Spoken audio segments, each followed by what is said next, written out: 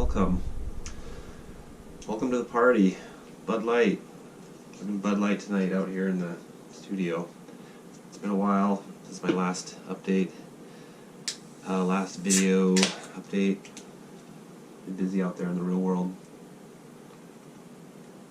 In the last 2 weeks, two of us built a form, poured concrete. So we did the dirt work in a week, poured the form in a week, and then this week we're framing the walls, got the BCIs up today.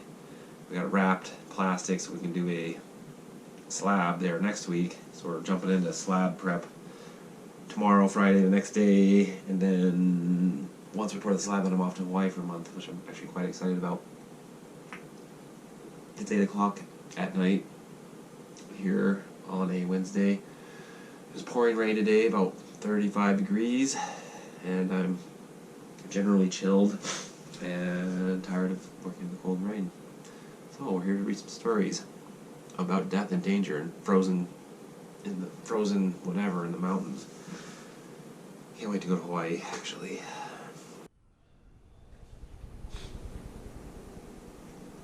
Had a head cold this week as well. It was a rough couple days. I think I'm through it. Feeling alright. Alright, we got Big Chief and Micro Dot slides, avalanches. When you're skiing the backcountry every day, you're bound to come across some instability in the snowpack. We've been pushing hard for the last month, skiing and filming on all aspects around the Girdwood region. Big Chief was calling one day, so we went for it. We ended up with a bigger group of 5 people, and that later proved to be potentially fatal. Big Chief is towards the back end of Seattle Creek drainage, one ridge west of Turnagain Pass. On the ascent, we climbed the broad east shoulder of the peak with plans to ski the shadowed north face. On the way up, it was difficult to see, if not assess the route down, so we would have to improvise. At the top, the sun was bright and warm, causing snowballs and crust to form on the south side, while the north was still cold. I was going to film the run from the smaller adjacent peak to the north, so I dropped in first. The pitch turned out to be somewhat steeper than first anticipated. I quickly rolled out a view from the top as I cautiously traversed across the rime ice, trying to find a line through the huge cliff bands down below. The cliffs were completely covered in rime, so they looked white, but were pretty damn near vertical.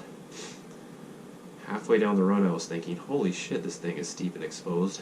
I was able to make some turns down a nice chute that hourglassed on the large run-out slope below. Just then I realized that the whole face I was on had slabbed loose, and I had to straight line off to safe snow on the side where I kept making turns alongside the slide that was billowing down in a dust cloud. So basically, at the top of the mountain, where I got there, we came up the one side, couldn't see the side we're actually going to ski, and I went in first, and this would be the north face, and there's a little peak back over here. So as I dropped in, it quickly was like steep, steep, steep, like holy cow, like, because it's tight where you can see the first 50 feet of the run, and then you can see 2,000 feet down. You're like, oh, there's the bottom. So as I got in, it was like, it pitched over to where it was like, hand on snow, that pitch from your foot to your hand, whatever steepness that is. Like, holy shit, and I snaked through there, got down to the bottom. Anyway, and as I was halfway down, I see these huge avalanches ripping down the side. I'm like, holy cow, which was dangerous for me because no one up top could see what I was doing. So, holy smokes, I thought, as I zipped across the broad bowl and sidestepped up onto a nice perch to set up the camera. We did not have any radio, so I could not properly relay info on the run to the remaining skiers on the summit. I had no way to tell them about the huge cliff band and the sketchy snow. I could see from the slide I'd kicked off that a similar layer was shellacked across the whole mountain, and it was waiting to slide. So basically I could look up there, and it had this like wind, it was like an ice cream cone with had been dipped in chocolate, and this chocolate was like right over everything, and I could see the little pocket that I had kicked out, which looked small now from a distance, and I could see the rest of it was just like waiting to go. So this is a recipe for disaster. Aaron dropped in first and skied direct fall line off the summit. After 50 or 60 turns, he was slowed down and became stuck in the middle of the 400-foot cliff section. I trusted in his ability and figured he would find his way through safely. Just as he was negotiating the crux of the steeps, I heard a tiny scream from the top of the run. Apparently Abe's girlfriend, on Ryan's word, had dropped in because they thought Aaron was out of the way for some reason. She made 10 turns or so before releasing a fair-sized slab from the very top. So basically there's a top little pyramid of like snow you could see. It pitched over. Aaron was down in the middle of the cliffs. She was up there and wanted to get going for some reason. I wasn't there. I don't know what exactly happened. But then Ryan's like, all right, go. And then then, as the dust cloud was rolling down the face, it blasted right past Aaron, who was on a precarious perch over extreme steep terrain. He could see the rushing torrent to his right and tried to desperately sidestep up and out of the steep-walled mini-gully he was in. It was like watching rising floodwaters, quickly covering the gully and pulling at Aaron's skis as he stepped, and then whoosh, he was sucked in and pulled off the remaining 200-foot cliff and another 1,000 feet of run-out. I watched in somewhat disbelief as the whole heap of snow piled up to a stop. In a flash, I zipped over the freight train-sized pile of debris, digging for my beacon as I went. Just as I skied up to the debris, Aaron popped up from the snow and stood there all covered in white. He looked like he had aged 30 years in 30 seconds. "Are you all right?" I asked as I was already skiing away in search for Joni. I was performing a hasty search where you have your beacon out as you look for clues like a ski pole or a glove that might give away a person's buried location. The debris was now narrow and deep, like an actual freight train had pushed itself across this fresh snow under its slowed inertia. Then I saw her. She was sitting on the snow at the very front tip of the pile like a stunned moose in a cow catcher. Her feet were actually in the fresh snow, and she sat on the debris like on a bench, looking quite bewildered. So basically, the whole thing went flying off. She was up here, flew down the mountain, threw off 500-foot cliffs, all the way down the whole pile of junk, and then got spit to the front of it all, and was just like sitting on the literal front, and her feet were like in fresh snow. Like, it was quite phenomenal. She complained about a lost ski and a hurt elbow, but was otherwise all right considering her 2,000-foot fall with 500-foot of vertical free fall thrown in for good measure.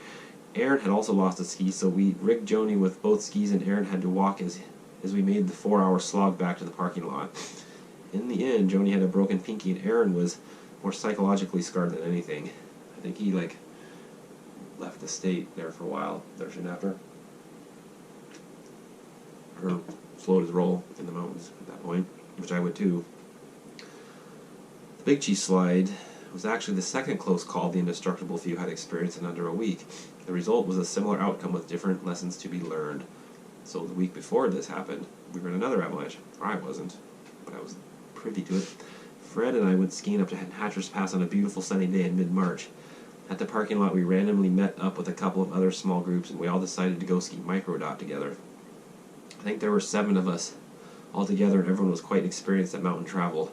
We skinned up the southwest flank of the peak under a warming sun. It had been snowing non-stop for the previous week, and this was the first warm day in a while. It was a recipe for disaster, but we were communicating and assessing the snow all along. Fred broke trail right to the summit, and I set up the camera on a nice little perch just below him on a safe spot. He and his dog Kenny dropped in and skied beautiful knee-deep powder all the way to the valley, 1,500 feet down. The next guy dropped in and also made nice turns all the way. The third guy skied, followed soon by the fourth, who also skied safely. The fifth skier dropped in with his dog right on the tracks of the other skiers. He paused on top of a mini rock outcrop and then jumped. On impact, he tumbled and crashed. A moment later, the huge slab that he triggered started to move after it propagated 100 yards across the face and 5 foot thick. It sucked him into a boiling cloud of fury. I could see the 4 previous skiers at the bottom racing away from the onslaught, bearing down on them. The skier next to me pulled out his beacon and skied a safe route down to start a hasty search.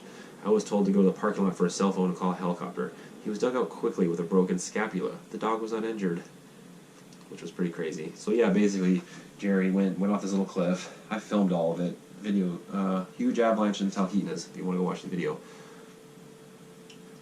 And it's quite crazy. Just he plopped on the snow, just seeing the different level of impact. Like the skiers had gone through it just fine, but just that little bit of inertia pop on the surface broke it deep. The other thing that was interesting was it had been cold, wintry for months at that point. This was mid-March, and that day, and it snowed, and that day, literally the hour leading into it, maybe 20 minutes leading into it, the sun came out for the first time, and we're on this little south face, rocks, and just the timing of all of it. The thing might not have even slid if that sun hadn't popped out. It just warmed it up. So that's the whole thing about avalanches, is there's so many micro variables that you just can't quite nail it down until it happens or it doesn't happen. So that story's over. On to commercial fishing. I'd grown up my whole life hearing stories about commercial fishing. The tall tales of adventure and huge paychecks lured me into one summer of extreme long hours and tests of manhood.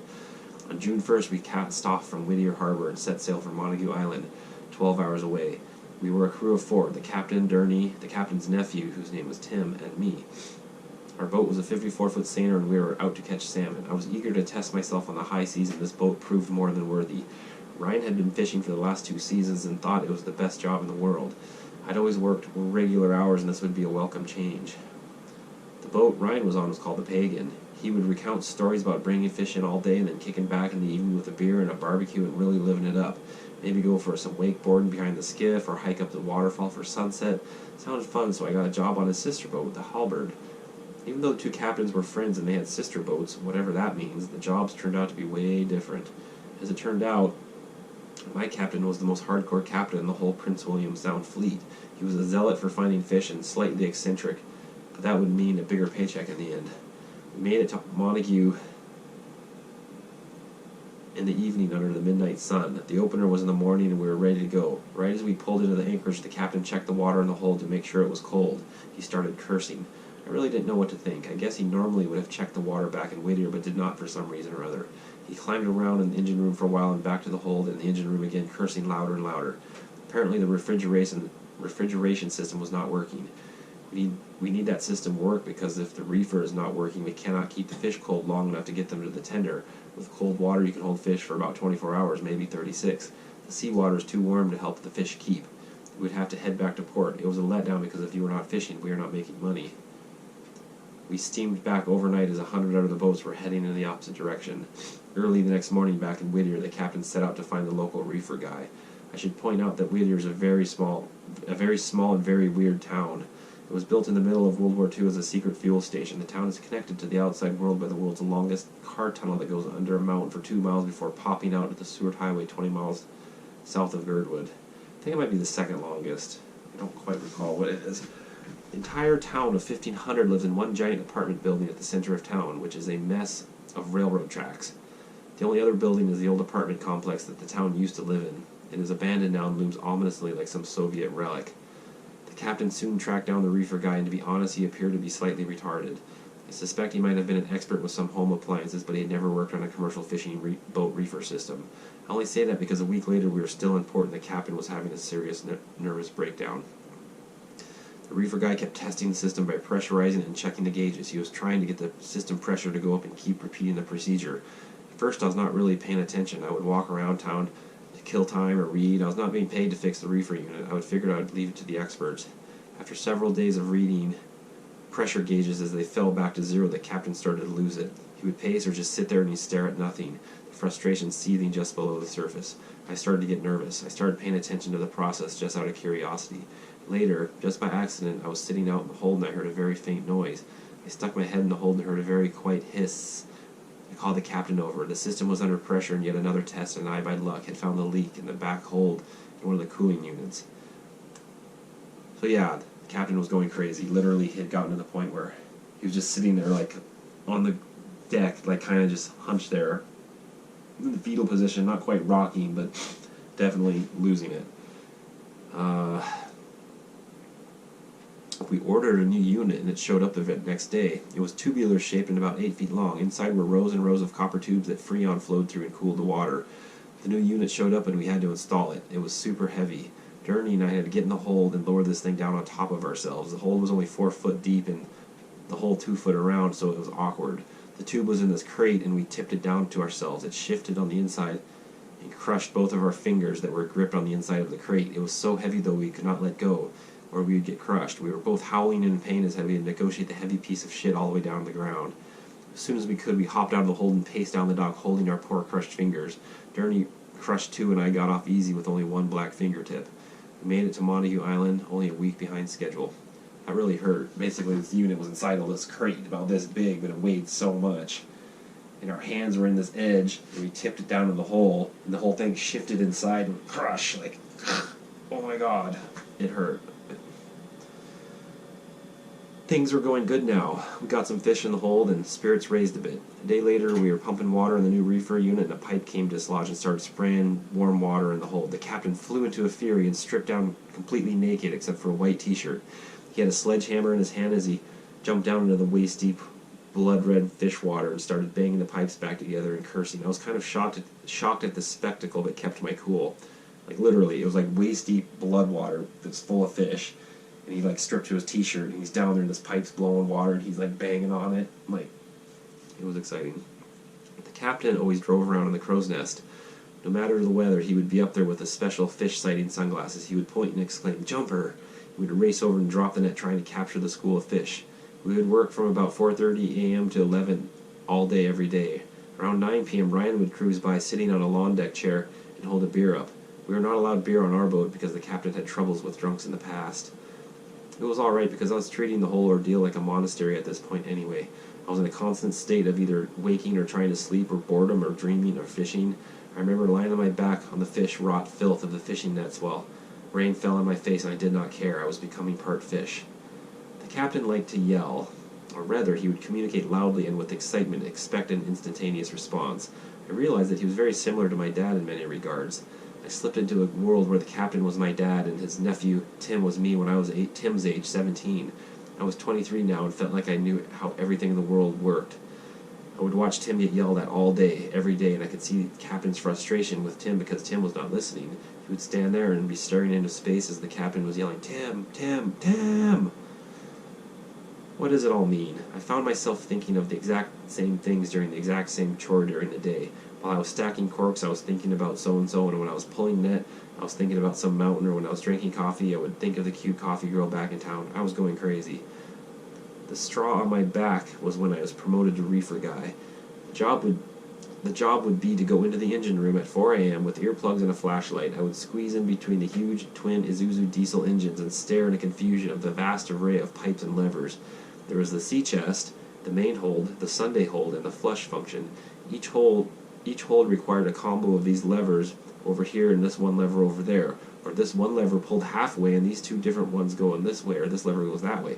The engines were so loud I could not think. I would pull 2 or 3 and run back on the deck in my boxers and look to see what the water was doing. Sure enough, the captain was already yelling from the crow's nest by the time I got to the ladder and on the deck.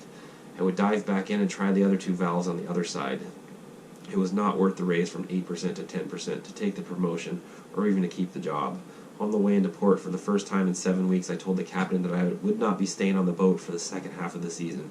I had signed a contract at the beginning of the season that said if I did not finish the whole season, that I would only get half of the check I was earned.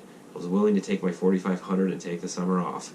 I was just getting into the living off the universe sort of thinking, and I knew that I would only need the $4,500 to get by, living in my truck and biking. As we pulled into port, the captain called me upstairs and told me that since I was such a good worker, I would take the full cut anyway. I was elated and now had twice as rich as before. So basically, for all the effort, I walked with like $8,500, and it came out to, well, working 24 hours a day essentially. It wasn't worth it. When I got back to town, I had an insight to my own upbringing. While out on the boat, the captain had his wife and 2 boys fly out for his birthday. He turned from the raging, screaming lunatic I had came to know and became the softest, caring father I could imagine. I realized that he was only yelling at Tim and I because he wanted the best for us, but more importantly, the best for his boat and ultimately his kids. I pieced the puzzle together after a day in town. That evening I was sitting with my brother, sister, mom, and dad. I made an announcement and officially thanked my dad for being a good father. I told him, I'm skipping around. I told him that I understood why he yelled all the time and I did not take offense. He laughed and my mom started crying. It was true though, because I was kind of just classic being a teenager, and then 23 you're right at the age where you're like, well, you're not a teenager and you don't know what you're doing. I just kind of developed a deeper appreciation for my dad from that summer. So I never became a professional commercial fisherman, but that's kind of what I had to take from it. So that's good. Next story. It's called Kicked Off the Mountain. This is about me getting kicked off Alyeska. Sad times. After spending half of the summer on the fishing boat, I was excited to get back to the mountains. Back in the early months of the year, I developed a love affair by force more than by choice. On February 22nd, 2003, I got caught going out of bounds and was kicked off Alyeska for 2 years. It was really very stupid that I got caught, or that I was poaching in the first place. I had been sponsored by Atomic Ski Company for a few years, and they had very recently got signed onto the snowboard team. My new snowboard showed up in the mail the day I got trouble on it. Maybe it was the punk snowboard attitude coming out, but I don't know. Stupid, stupid, stupid. This literally was technically like the end of my actual ski career. It was quite stupid. 'Cause I was sponsored for skiing, for doing big mountain stuff, and I got on the snowboard, and that was my whole dream, so to speak, was to be able to ski and or snowboard on big dangerous mountains and ultimately get it filmed by helicopter. With TGR would be the plan. And funny story, backtracking, as I tell you this story, I got kicked off the hill. Previously, when I got all these sponsors, there was another guy named Robbie Rollins who was sponsored. He's a few years older than me. He had all these sponsors because basically Alaska's small, and he had to go through World Cup ski shop. The ski shop owner had all the hookups to the sponsors. So Robbie was sponsored by these guys. He got kicked off the mountain, being stupid.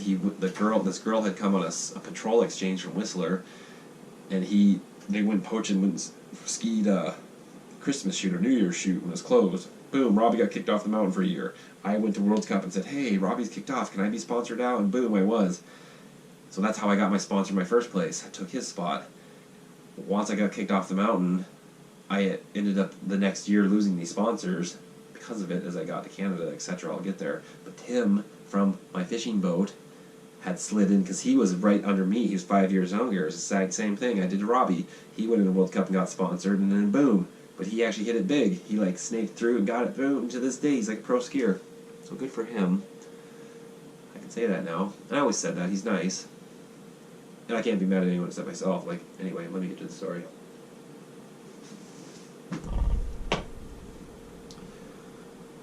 We were night riding on the hill and having a grand old time. And then my friend came up to me on the tram and told me he was riding the best snow of the night. He was coy and giggly, and when he told me he was hiking out of bounds and riding the North Face and cutting back to the lit area down low, I was feeling frisky, I guess, so I followed. It was quite amazing and surreal. We were going under the tram tower, and the knee-deep snow was a deep red color from the red light of the tower. We shredded one run, then jumped on the tram. For some reason, we thought we could go back and do it again, so we did it, and it was even better. Again, we got on the tram higher than ever on our exploits. We'd even recruited another guy with us. On our third lap out of bounds, the shit hit the fan. See, we're so stupid. We did it once, got away with it. Did it again, got away with it. Third time, there were 3 patrollers laying in wait down in the shadows of our exit trail. They were not impressed, and we were told to get off the mountain for the night. I promised a case of beer for their silence, and I thought we had bought our way free. I was wrong. The next night, I was at work at the resort hotel and the restaurant. I got a phone call, and it was Jim Kennedy, the head of snow safety for the ski patrol.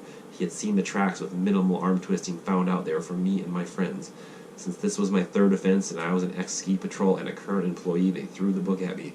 It was a 2-year ban for riding the mountain, and I was fired from my job at the restaurant. See, that was a super bummer. There was nowhere to work in town. Well, there's a couple places. But I was fired and kicked off the mountain in the middle of the winter. That's a problem. That was a bad decision on my part. It's probably one of the worst. In terms of career, that goes. But, it's one of those where it took me a while to, okay, maybe I can make good out of this. And I did later, but at the time it wasn't. It really was a worst-case scenario, considering my addiction to the mountain and my need to make money. I was effectively ostracized from my beloved community. The resort really is the only place to work in Girdwood, and the resort is the only place to ski when it's dark and stormy out. I resolved to remain optimistic. I would only go to the backcountry, and I would feign disdain for resort riding in the first place. It was a dark time in my psyche. Sure enough, it just kept snowing for the next 2 months. The backcountry was mostly off limits, and so I had limited options for maintaining my sanity. This is when I fell in love with downhill biking. My friend John had 2 bikes but no car. I had a car and no job and lots of time in my hands, so we embarked on a winter of exploratory downhill biking. The stretch of highway between Bird Creek and Anchorage is the local banana belt of the area. On the darkest, rainiest days in Girdwood, 90% of the time you could drive around Bird Point and the weather will change for the better. We would half joke that we were going to find bluebird skies, even though it was absolute deluge in Girdwood. Sure enough, we would go out to McHugh or Falls Creek, and there would be a scrap of blue for 1 minute, and we would cheer. Our bike scene was unique. We would push our 50-pound bikes uphill from 1 to 6 hours and ride across the open tundra as if we were on skis, or sometimes we would just ride straight down through the dense forest without trail and let gravity pull us through anything. So I maintained my composure and became addicted to downhill biking. When I got off the fishing boat, my plan was to live in the back of my truck and hit every trail and mountain that I could between Palmer and the Kenai Peninsula. So basically, I got kicked off the hill, and luckily we started downhill biking in the winter. It was crazy, filling the void of addiction. I named my bike Sluggo, and I have come to love my downhill bike because of the emotions I've experienced while astride her broad saddle. The exhilaration of being perched in mid-air while the choppiest of terrain is swallowed by her deep travel. I feel like I am doing nothing. The bike is designed to do this. I am supposed to be bending time and space around my senses in order to experience the timeless moment beyond. Steering and controlling the gyroscopic forces generated by the wheel while sticking to the earth like my tires are made of Velcro. It's not all fun and games with Sluggo, though. We have developed a love-hate relationship because in order to experience the freedom and ecstatic release of a downhill run, I must first push her to the top of my run. I must endure the pain before I can experience the pleasure. John, Tim, and I were pushing up Pioneer Peak, the 7,000-foot mountain that rises from Matanuska Valley down at sea level. Pioneer Peak is the first of successive peaks that stretch south from Palmer, Alaska into the heart of the western Chugach Mountains of south-central Alaska. It is similar in size and dimensions to Mount Currie in Pemberton. I was living in Pemberton when I wrote this, so I was given this context to the size of that mountain. Our intended route. I wrote this in 2010. It was like 6 years after I had done it. It's interesting thinking of where I am now and when I wrote this stuff and when it had happened. There's like a gap. Our intended route was to push up through 3,000 foot of dry birch forest along a roller coaster single track littered with gnarly root clusters and steep, greasy sections. Once above the trees, we would be on a high alpine terrain for another 3,000 feet as we wrapped around to the eastern saddle that leads to the summit ridge of the peak. We wanted to bike off the peak. We had been pushing for 5 hours now, and I had just sat down to rest and scope my line, which I was just able to see. The trail traced a broad grassy ridge that seemed to forever roll into another high point in the distance. The air was at least moving up here. The forest had been hot and buggy. This would be a good spot to film from. I could see Tim coming up quick with a Santa Cruz Bullet, and John in the distance pushing his Carpiel Disco Volante. I reflected on the performance versus pain ratio that was inherent in this pursuit. Sluggo was a Santa Cruz Super 8 mounted on double-wide rims with Gazzotti 3-inch tires. She is designed to carve big mountains and basically manage for the gnarliest terrain I could throw at her, but I had to first push all of her 50 pounds to the top of the run I intended to ride. John, Tim, and I had been pushing just about every day for the previous 3 months, and we were strong. We had been calling first descents all over south central Alaska as we filmed the action.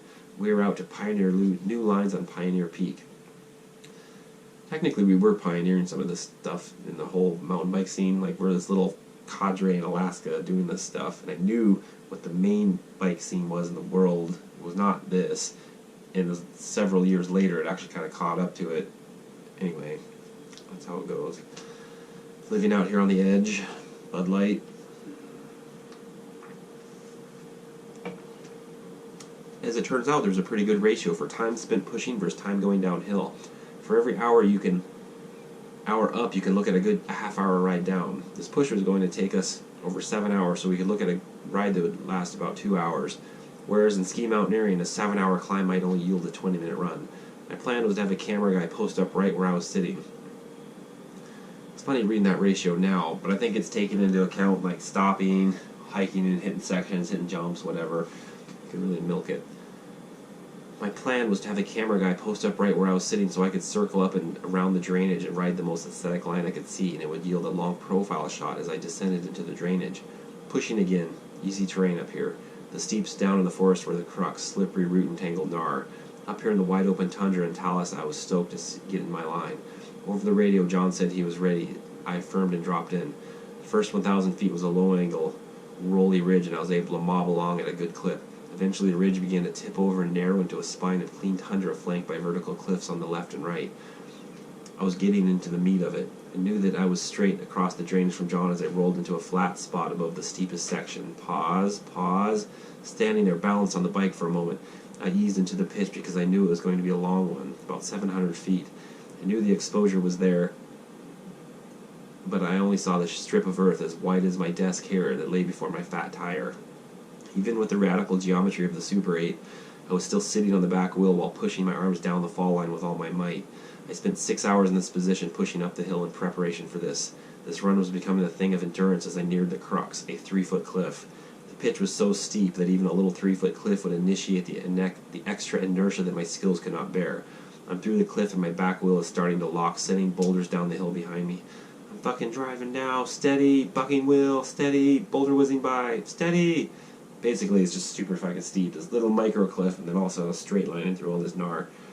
Open it up. You know, it's a funny reading the caps. I zipped down into the lower angle valley bottom on open brakes.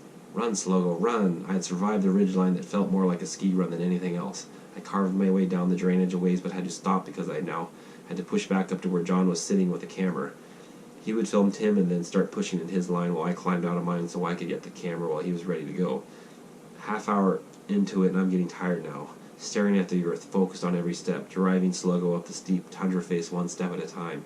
I had ample time to reflect on my 2,000-foot run and give thanks to Sluggo for delivering me through such dangers.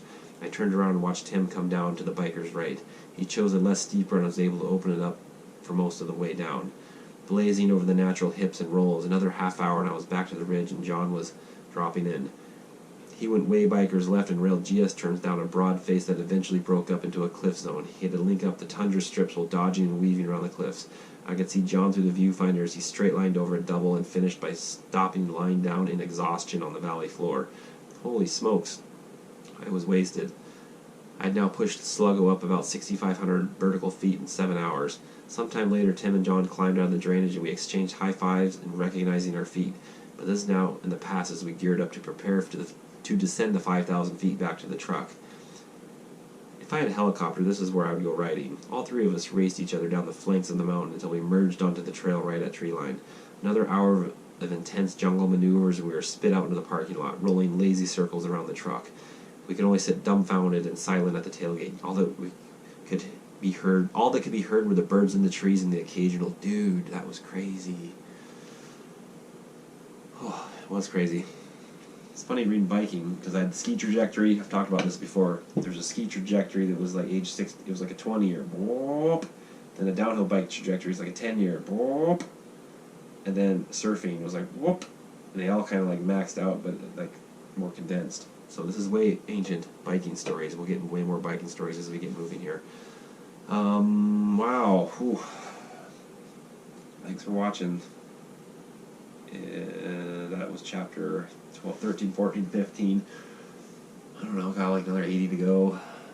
Gotta take these in little bits and pieces. But yeah, if you like what's watching, hit the subscribe button and stay tuned. Have a good night.